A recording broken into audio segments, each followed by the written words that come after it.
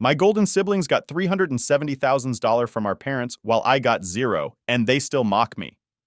All right, so here's the deal. I'm 32, and I've pretty much always known I was the black sheep of my family. My parents, well, they had this thing where my older sister Ashley and my younger brother Kyle were practically golden. Like, no matter what they did, it was always worth celebrating. And I don't mean small stuff either. Growing up, Ashley could ace a test, and it was like she solved world hunger. Kyle made a goal at a soccer game? Boom, instant hero. Meanwhile, I'd come home with decent grades or finish a part time job shift, and all I'd get was a, that's nice. But the real kicker, yeah, I know I'm not supposed to say that, but seriously, was when all this favoritism slapped me in the face during my wedding prep. You don't really notice how much crap you've been putting up with until something important happens, like a wedding, and it all just bubbles up. But let me backtrack for a sec. I didn't always think it was that bad. As a kid, I guess I just assumed it was normal. Ashley got a brand new car when she turned 16. It was some fancy model I can't even remember because, to be honest, I stopped caring. I got, well, nothing. Actually, that's a lie. I got a used Honda, but only after busting my ass at two part-time jobs for like 2 years. And even then, my parents made it sound like they did me this huge favor by allowing me to buy my own car. But again, I thought it was just how things were. Like maybe I didn't deserve more because I wasn't as special. Ashley was all about academics. She was the smart one, destined to go to med school. Kyle was the athlete. Soccer camps every summer, and our parents even got him a private coach. And me? Well, I was just regular old me, working part-time jobs and scraping by. No one was offering to send me to any fancy camps. I stayed home, mowing lawns, saving for college, and hoping things would change when we all grew up. Spoiler, they didn't. When it was time for college, I really thought maybe I'd get a break. Like, okay, maybe they'd help me out since they covered everything for Ashley's private school tuition, and Kyle was already getting recruited by top schools for his sports stuff. But nope, they said something like, well, you're smart enough to figure it out. And that was it. I had to piece together scholarships, loans, and every part-time job I could get to afford community college before I transferred to a state school. Meanwhile, Ashley's tuition was fully covered, and Kyle had recruiters paying his way. Yeah, it stung, but I told myself, I'll show them by working harder. Fast forward to me meeting Natalie. She's honestly the best thing that ever happened to me. She didn't care about all that flashy stuff, didn't care that I didn't have a fancy degree or wasn't pulling six figures like my siblings. She loved me for me. After 3 years of dating, I proposed, and we were both on cloud nine. We started planning a small, intimate wedding, something we could afford without taking out a massive loan or, heaven forbid, asking my parents for help. That's when the real crap started to unravel. See, my mom, Linda, suddenly became super invested in the wedding plans. But it wasn't out of love or excitement. Nope. She kept pushing for a bigger event, saying stuff like, why don't you have it at that fancy golf resort? We can invite the whole family. I knew where this was going. It wasn't about us. It was about showing off to her friends and our extended family. I tried to be polite. I said, Mom, we're happy with our small wedding. We've budgeted everything, and it's what we want. But she just wouldn't let up. We'll help out, she insisted. I asked how much she was willing to chip in. She said $5,000, like it was some massive contribution. Keep in mind, she'd just spent over $150,000 on Ashley's wedding 2 years earlier. And that was just the wedding. That didn't include all the extras. Honeymoon, gifts, whatever. It wasn't even the money that pissed me off, though. It was the principle. She couldn't see that our wedding was important to us, not because of how much it cost, but because it was about us starting our lives together. Every time I declined her help, she looked at me like I'd insulted her, like it was somehow offensive that I didn't want to throw a huge party on her dime. Then, about a week before the wedding, I'm in the kitchen at my parents' house, and I overhear Kyle on the phone with my dad. He's talking about needing another $50K for a kitchen remodel. I'm not eavesdropping or anything, they're just talking really loudly. I hear my dad casually agree, like it's no big deal. Another 50 grand, just like that. I felt like my stomach dropped. Later that day, I confronted my dad. I asked if he was really giving Kyle $50K just for a remodel. He got all defensive, telling me it wasn't any of my business, but I couldn't let it go. I pressed harder, asking how much they'd given Kyle and Ashley over the years. That's when he snapped. Fine, you want to know? Yes, we've helped your brother and sister financially. They have goals and ambitions that require support. Your sister is in her medical residency, and your brother is starting his own business. What do you need money for? To buy more video games? That's when everything clicked into place for me. It wasn't just that they liked my siblings more, they respected them more. They saw Kyle and Ashley as these driven, ambitious people worth investing in, while I was... what? Just this background character in the family who never lived up to their expectations. I was speechless.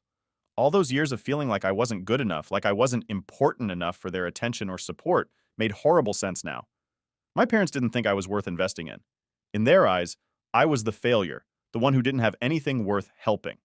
I stormed out of the house without saying another word. When I got home, I told Natalie everything. She was furious on my behalf, but I just felt numb. The wedding was coming up, and I didn't want to let all this family drama ruin what was supposed to be the happiest day of my life. But man, the anger didn't go away. I thought maybe it would, like if I ignored it long enough, it'd disappear. Spoiler alert, it didn't. I just couldn't shake this feeling that my family had written me off.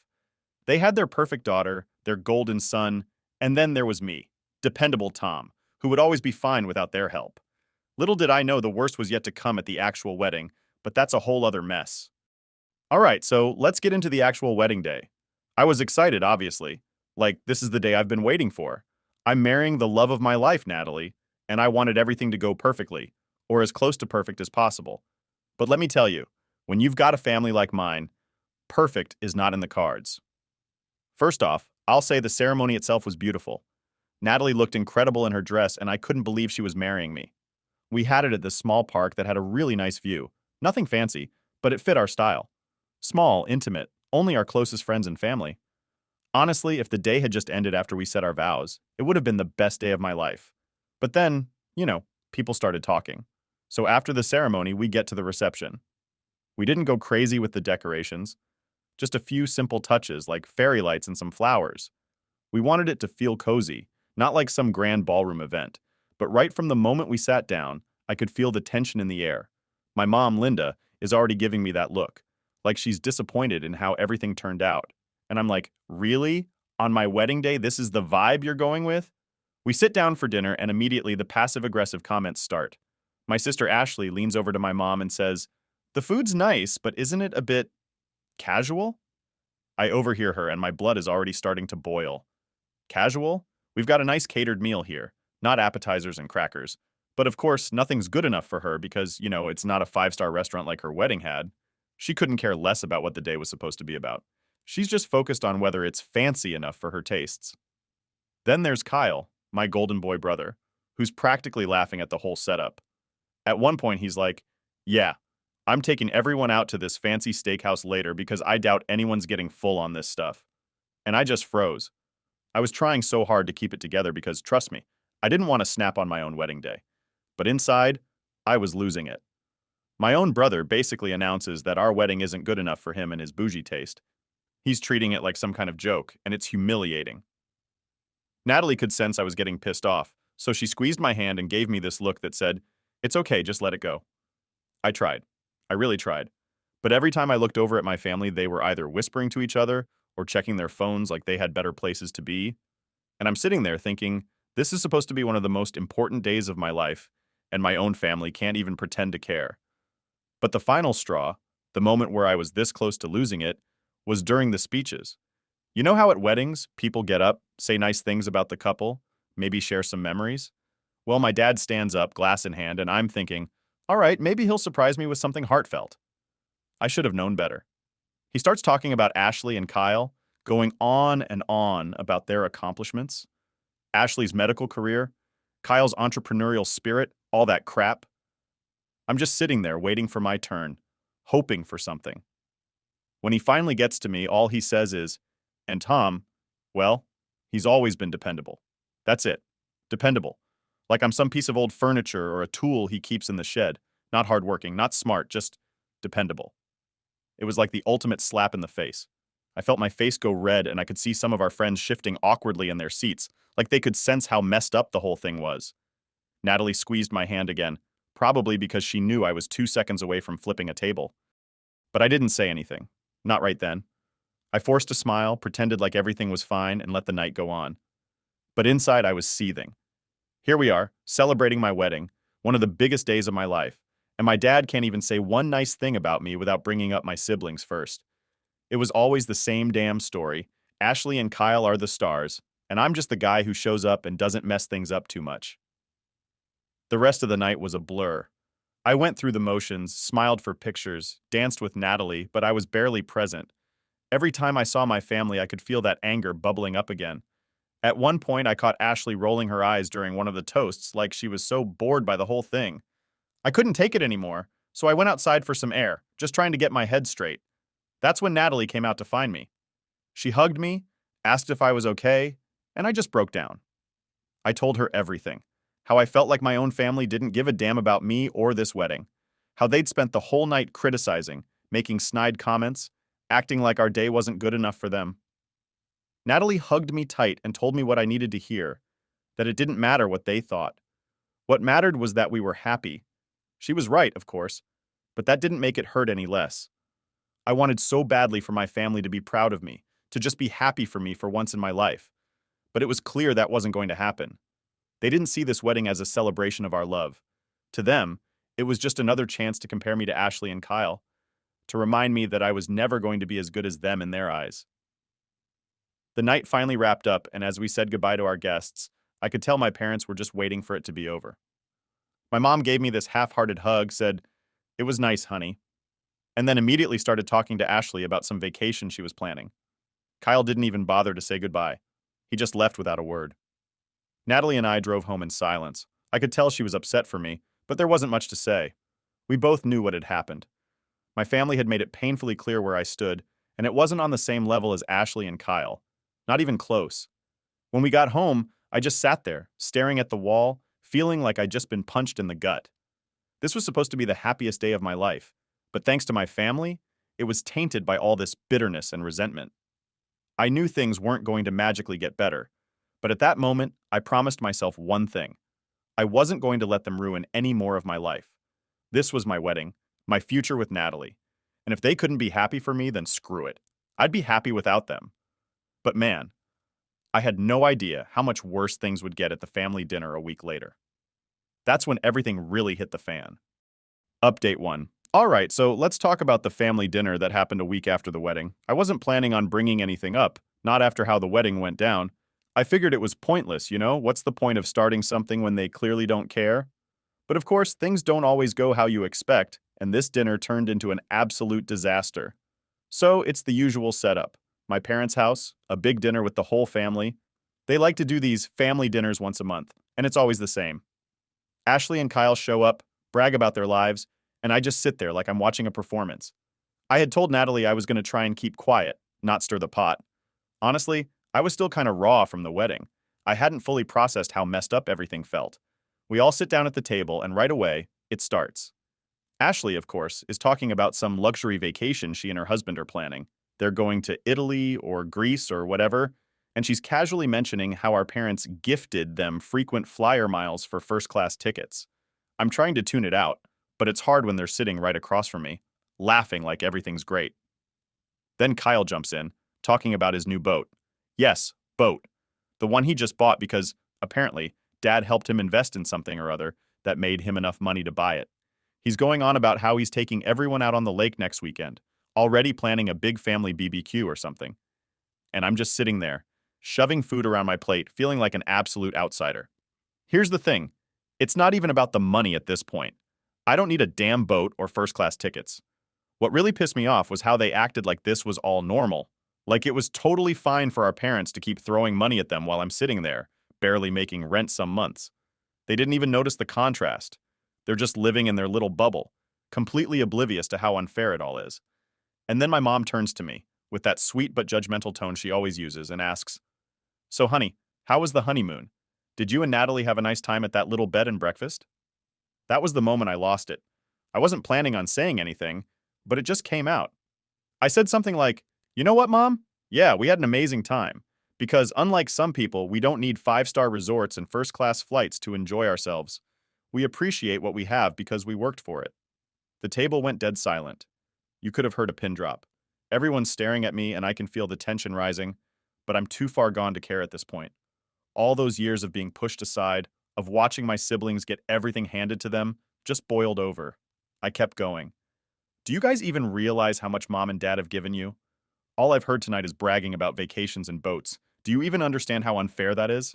I've worked my ass off for everything I have, and all I got was a measly $5,000 for my wedding, which, by the way, you all criticized the entire time. Ashley, of course, jumps in. looking all offended. That's not fair, Tom. We've worked hard for what we have. And I just couldn't help but laugh, like a bitter, frustrated laugh. Oh, really? Did you work hard for that $150,000 wedding mom and dad paid for? Or the down payment on your house? Or how about Kyle's boat? Was that hard-earned too? Or was it just another investment handed to you by dad? Kyle starts to sputter, trying to defend himself, but I cut him off. You know what? Between the two of you, you've gotten over $370,000 in the last 5 years, and that's not even counting the college tuitions, the cars, the luxury trips. Meanwhile, I've been scraping by, living paycheck to paycheck trying to pay off my student loans. But none of that matters to you, does it? Because you're too busy enjoying the life mom and dad bought for you. At this point, my dad's face is bright red, and he slams his hand down on the table. Now listen here, young man. What we choose to do with our money is our business. Your siblings have ambition. They have goals. They're doing something with their lives. That's when I snapped back. And I'm not? Is that what you're saying? I've worked my ass off to get where I am without a single handout from you. I put myself through school. I earned every promotion at my job. I saved for years to be able to marry Natalie. But none of that matters, does it? Because I'm not a doctor or a hotshot entrepreneur. I'm just dependable, right? My dad didn't even know what to say at that point. The whole table was silent. Ashley looked like she'd been slapped. Kyle just stared at his plate, avoiding eye contact. And my mom? She had tears in her eyes, but I didn't feel bad for her. Not after everything they'd put me through. I stood up, pushing my chair back so hard it scraped against the floor. You know what? I don't need your money. I don't need your approval. What I needed was your love and support, but clearly that was too much to ask for. I started to walk out, but right before I got to the door, I turned around and said, "Oh, and by the way, that little bed and breakfast where Natalie and I had our honeymoon, it was perfect, because we were together.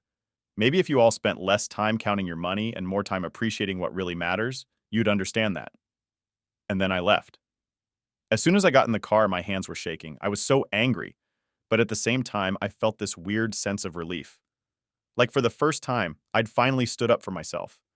I didn't care what they thought anymore. I didn't need their approval.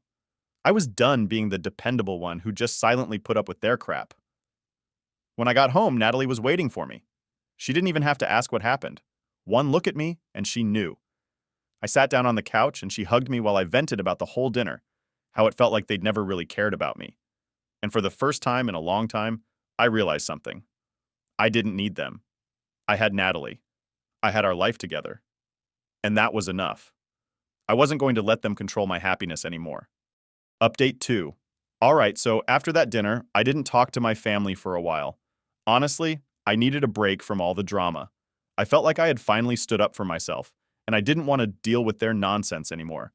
I just focused on my life with Natalie, trying to put everything behind me. But of course, family being family, they couldn't leave things alone for too long. About a week after the dinner, my phone starts blowing up with messages from my parents and siblings. At first, I ignored them. I wasn't in the mood to rehash the same old arguments or hear more excuses about why I was treated like crap my whole life. But then, my mom left me this voicemail, crying, saying she was sorry, and that we needed to fix this. I'll admit, that got to me a little. I mean, she's still my mom. And hearing her upset like that, well, it made me feel something, even if I wasn't sure what it was. Natalie encouraged me to meet up with them, just to see what they had to say. She didn't push me or anything, but she reminded me that closure might help, even if nothing really changes. So, after thinking it over, I agreed to meet my parents for coffee. Just them. No Ashley, no Kyle. I figured it'd be easier to deal with them without the extra stress of my siblings around. So we meet at this little cafe near their house. And right away, the vibe is awkward as hell. My mom's sitting there with her hands clasped like she's trying to hold herself together, and my dad's staring into his coffee cup, not saying much. I sit down and we do the whole polite small talk thing for a few minutes, which felt so weird, like we were strangers or something. But eventually, I just cut to the chase. "So," I said, "what is it you guys wanted to talk about?" My mom looked at my dad like she was waiting for him to say something first. But when he didn't, she just jumped in. "Tom, we're so sorry if we made you feel like you weren't as important as your siblings. That was never our intention." I sat there for a second, letting that sink in. "If you made me feel that way," I repeated, not even trying to hide the sarcasm. "It wasn't just a feeling, Mom. It's been pretty clear my whole life that Ashley and Kyle were the priorities." She started to cry again, and I could tell my dad was getting uncomfortable. but I didn't back down. Look, I'm not here to make you feel bad. I'm just trying to understand how you could treat your own kid like he doesn't matter. That's when my dad finally spoke up. Tom, it's not that we didn't care about you. We thought you were fine. You never asked for help, and you always seemed to manage on your own. Your sister and brother needed more support, and we just tried to be there for them. I couldn't believe what I was hearing. So because I didn't ask for help, you just assumed I didn't need any? You do realize how messed up that is, right? I didn't ask for help because I knew you wouldn't give it to me. I learned pretty early on that you'd only help Ashley and Kyle. My mom wiped her eyes and said, "We didn't mean to make you feel left out. We just thought you were more independent." I shook my head, trying to keep my frustration in check. Being independent wasn't exactly a choice. It's what I had to do because you guys made it pretty clear that I wasn't going to get the same treatment as them. There was a long pause after that, and I could see my dad struggling to find the right words. "We're sorry, Tom," he finally said, "but we can't change the past. We made mistakes, but we're trying to fix things now." I wanted to believe him. I really did. But I'd heard stuff like this before. Empty apologies with no real change. Still, part of me wanted to give them the benefit of the doubt, to see if maybe this time would be different. "I appreciate you saying that," I replied. "But it's not just about the past. It's about how things are right now. You guys still treat Ashley and Kyle like they're more important, like their lives are somehow more worthy of your support. I'm not asking for handouts, but I just want to feel like you actually care about what's going on in my life." My mom nodded quickly, like she was desperate for me to forgive her. "We do care, Tom. We love you, and we want to make things right." I sighed, feeling the weight of the conversation. "Look, I'm willing to try and move forward, but things have to change. I can't keep pretending like everything's fine when it's not." My dad gave a small nod, and for the first time, he actually looked me in the eye. "We'll try, Tom. We'll try to do better." The conversation wrapped up soon after that. It wasn't a magical fix or anything, more like a small step towards some kind of resolution. I left the cafe feeling, I don't know, maybe cautiously hopeful. I didn't expect everything to suddenly be perfect, but at least they seemed to understand how much they'd hurt me. Whether or not they'd actually change, well, that was a different story. A few days later, I got a text from Ashley. It was short and awkward, but she apologized for her behavior at the wedding, saying she didn't mean to upset me and that she'd been jealous of how happy Natalie and I were. I didn't fully buy it, but at least it was something. I guess it was her way of trying to patch things up, even if she didn't really understand the full extent of what she'd done. Kyle didn't reach out right away. It took him a couple of weeks, actually, but when he finally called, we had a long, honest talk about our childhood and how the favoritism had affected our relationship. He admitted that he hadn't really noticed it before and that he'd always assumed I was fine because, like my parents said, I never asked for help. It wasn't an easy conversation, but it felt like maybe we could start rebuilding our relationship, slowly but surely. 6 months later, things were different. Not perfect, but better. My parents made more of an effort to include me in things and check in on how Natalie and I were doing. The dynamic with Ashley and Kyle was still a work in progress, but there was at least some understanding now that hadn't been there before. And as for me, I realized that no matter what happens with my family, I've got Natalie, and that's what really matters. We're talking about starting a family of our own, and I'm determined to break the cycle of favoritism and conditional love. My kids will know they're valued for who they are, not for how much they achieve. It hasn't been easy, and I'm sure there'll be more bumps along the way, but for the first time in a long time, I feel like I'm finally moving in the right direction. Update 3. All right, so things were going okay for a bit after that talk with my parents and the whole family dinner blow up. Like I said, it wasn't perfect, but it felt like maybe we were all finally on the same page, or at least trying to be. But of course, life has a funny way of messing with you when you least expect it. Just when I thought things were calming down, something happened that sent everything spiraling again. So about 2 months after that awkward cafe meeting with my parents, Natalie and I were hanging out at home.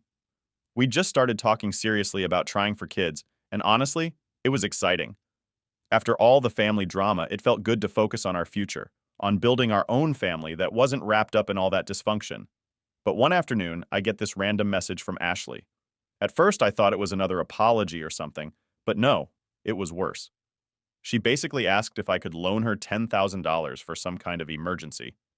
She didn't explain what the emergency was, just said she'd pay me back soon. I stared at my phone for a solid minute, just trying to process it. After everything that had happened, after all the crap about favoritism and them getting all the financial support, Now she was asking me for money. It felt like a slap in the face. I didn't even know how to respond at first. I mean, yeah, it was my sister, but the audacity of her to ask for money after everything I'd laid out during that family dinner. I was pretty blunt in my reply. I just said, "No, I can't help you." That was it. No explanation, no sorry, nothing.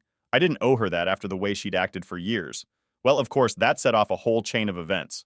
First, Ashley blows up my phone with texts, accusing me of being selfish, saying I was abandoning her when she needed help. She didn't seem to remember that I was the one who never got help when I needed it. I didn't even engage. I just ignored her texts, figuring she'd cool off and leave me alone. But I was wrong. The next day, my mom calls. I could already tell from her voice that she was upset. She starts going on about how Ashley's going through a tough time and how family helps family.